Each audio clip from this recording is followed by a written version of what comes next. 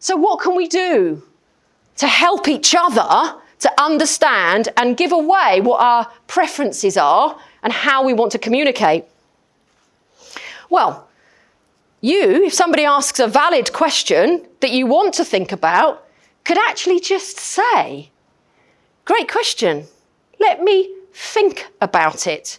I mean, not like that, because obviously that'd be weird. But, great question, let me think about that.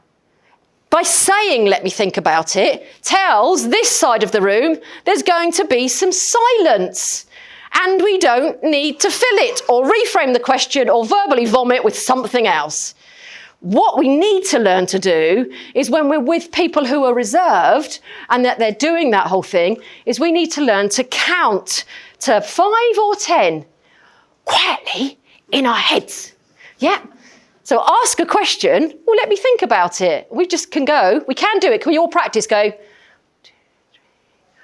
I mean, don't do it looking at the ceiling, because then you've obviously lost them as well. But you just need to learn that whole make eye contact. Yeah, bit of, nice body language, reading, mimicking, and all that kind of stuff. Yeah. And then they'll answer. And then the conversation will actually get to a pace that works for everybody. But these people, if you're speaking to someone and they're a client, a potential client, and they're over here and they're being direct and dominant and demanding, we need to pick our pace up a little bit. But that's fine. We can do that. It's not natural, but we can do it.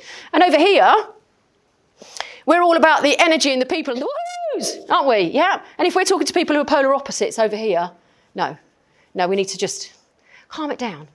And this is the thing. It's not about changing who we are. Yeah. It's about flexing and adapting to get the best out of the relationships that we have.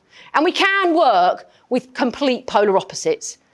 And I think we actually need to work with polar opposites. And I'm using my lovely room host, James, as a prime example, who has come on to Queen's Counsel, because I have a client that I needed to do some work with, and I just knew the department were not going to want me.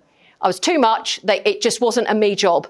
So knowing that James was a polar opposite to me, I asked him if he'd like to come and do that bit of client work. So polar opposites can work together.